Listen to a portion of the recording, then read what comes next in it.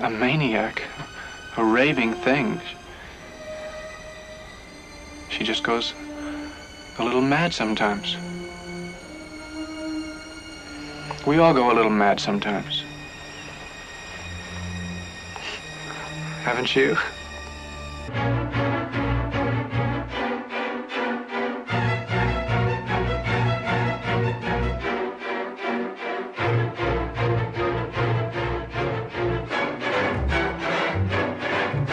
Hello and welcome back to At the Movies with Tyler and Grant. This is going to be a solo review from Tyler, and I am going to be reviewing the 1960 film Psycho, directed by Alfred Hitchcock. And we are not going to discuss the horrible 1990 remake of this film, basically shot for shot. Anyway, if you have not seen the movie, please press pause now because this is going to be a spoiler review. Okay? You had your time to pause, and now I'm going to start to give my spoiler review and thoughts on this film, as well as mention some symbolism that I noticed in the film, and I analyzed in a little while. Psycho is a film directed by Alfred Hitchcock. This film is Hitchcock's most famous film, and one that he directed late in his career. Psycho is praised by many audiences as one of the best horror, thriller, and crime films ever made. Psycho starts off and is about a young woman who is having an affair with her boyfriend in Phoenix, Arizona. This young woman is Marion. However, Marion's boyfriend Sam wants to wait to get married until he has enough money to help with his debt. Marion then steals money from the bank where she works at, which is approximately $4,000, and leaves Phoenix and ends up staying at the Bates Motel. There, Marion meets Norman, who runs the hotel. Norman tells Marion about his life with his mentally ill mother. Marion then goes off to her room and decides that she will go bring back the money she stole for Sam back to the bank the next morning, and decides to take a cleansing shower, which symbolizes the removal of her sin. However, a figure that resembles a woman comes through the bathroom door and opens the shower curtain and stabs Marion to death and leaves. The audience assumes that this is Norman's mentally ill mother, who is in jealous rage. Norman runs down quickly from his gothic house, which is right next to the motel, and notices Marion's body. He quickly cleans up the bloody mess caused by his mother and zincs Marion's car to hide the evidence of the murder. Back at Phoenix, Marion's sister Lila meets with Sam, and a private investigator, Arbogast, introduces himself and says he will look for Marion and that he will let Lila and Sam know any information he finds on this case. Arbogast stumbles into the Bates Motel and runs into Mother, who kills him. Sam and Lila are getting nervous since they haven't heard from Arbogast other than knowing that he found out that Marion was at the Bates Motel. They ask the local sheriff if he has any information on the motel, and he says that Mrs. Bates died a while ago. Lila and Sam head to the Bates Motel, and they sign in as a married couple, and Sam distracts Norman while Lila is searching around for clues to where Marion is. She ends up going to inside Norman's house. When she goes to the house's basement, she discovers that Mrs. Bates is dead and finds her corpse. All of a sudden, we see Norman dressed in women's clothing come rushing down right in the nick of time, ready to murder Lila, his next victim, as she now knows his secret. Thankfully, Sam comes rushing down and beats down Norman before he can do anything. Norman gets locked up in jail, and the psychologist tells the viewers and Sam and Lila that Norman killed Marion and even killed his mother and her lover. We learn that Norman has dual brains, one side for himself and another side which is his quote-unquote mother side. We then get a closing shot of Norman in his cell, and Marion's car gets pulled up. This film is considered to be one of the best horror films. I still prefer Halloween over this, but this is probably my second favorite horror film. It's definitely in my top three. It's so good, very suspenseful.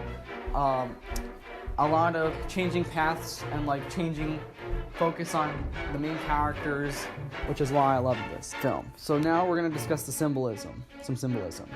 So the first symbol that I found and I analyzed was the symbol of the birds in Norman's parlor. When Norman and Marion are eating dinner together in Norman's parlor, Hitchcock's shots are portrayed to show a deeper meaning.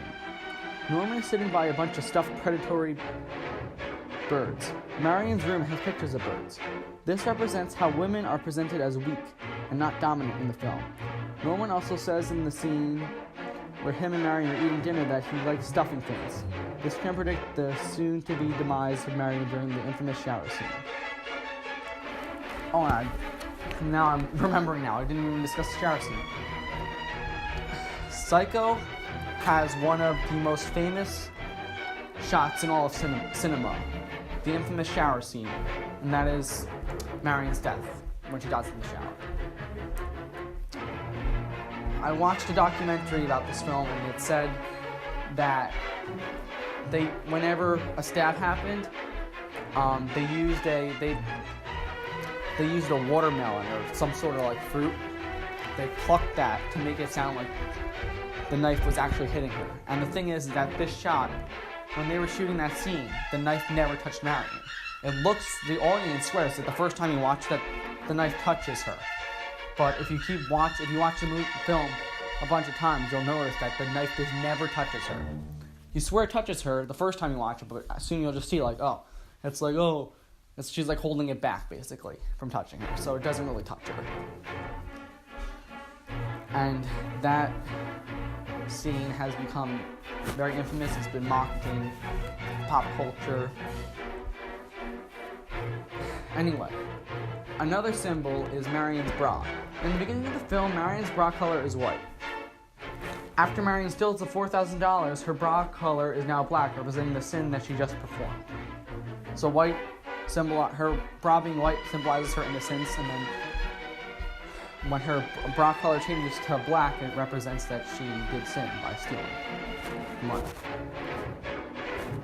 Now I'm going to discuss a couple of effects and different shot techniques Hitchcock used. So when Marion is driving away with the money she stole, the day turns to night.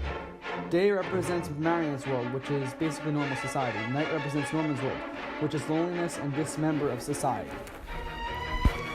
And this is evident, and what's really creepy actually about this is that scene, especially at the end, when it's all raining out, when Marion's about to arrive at the Bates Motel, she smiles at the view.